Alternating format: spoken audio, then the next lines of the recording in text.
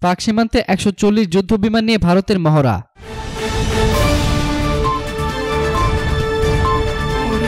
ভারতের বিমান বাহিনী ১৪০টি যুদ্ধবিমান ও অ্যাটাক হেলিকপ্টার নিয়ে শক্তিশালী সামরিক মহড়া চালিয়েছে। কাশ্মীর হামলার ২ দিন পর গত শনিবার রাজস্থানের পাকিস্তান সীমান্ত সংলগ্ন এলাকা পোখরানে এই মহড়া চালালো ভারত। গত রোববার এনডিটিভি জানায়, পাকিস্তান ভিত্তিক সশস্ত্র সংগঠন জৈশ-ই মোহাম্মদের ঘাঁটিতে পাল্টা হামলা চালানোর পরিকল্পনা হিসেবে মহড়া চালিয়েছে ভারতীয় বিমান বাহিনী। কাশ্মীরের পুলওয়ামায় গত বৃহস্পতিবারের হামলার দায় স্বীকার করেছে এই জঙ্গি গোষ্ঠী। ভারতের বিমান বাহিনী প্রধান মার্শাল বীরেন্দ্র সিং ধনোয়া বলেন, প্রধানমন্ত্রীর নির্দেশনা অনুযায়ী যে কোনো সময় উপযুক্ত জবাব দিতে প্রস্তুত বিমান বাহিনী। গোটা জাতিকে আশ্বাস দিয়ে বলতে চাই, ভারতীয় বিমান বাহিনী জাতীয় নিরাপত্তা এবং সার্বভৌমত্বের ওপর যে কোনো চ্যালেঞ্জ মোকাবেলার জন্য প্রস্তুত আছে। সামরিক এই মহড়ায় উপস্থিত ছিলেন সেনাবাহিনীর প্রধান জেনারেল বিপিন রাওয়াত ও প্রতিরক্ষা মন্ত্রণালয়ের ঊর্ধ্বতন কর্মকর্তারা।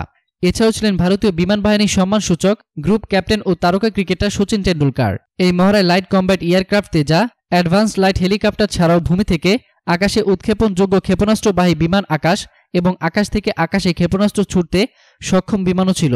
এছাড়া আকাশ থেকে ভূমিতে হামলায় সক্ষম উন্নতমানের মিগ-29 যুদ্ধবিমান, সুখোই 30, মিরেজ 2000, জাগুয়ার মিগ-21, বিশন, মিগ-27, মিগ-29, IL-78, হারকিউলিস এবং AN-32 নিয়ে মোট ১৩৭টি বিমান ছিল।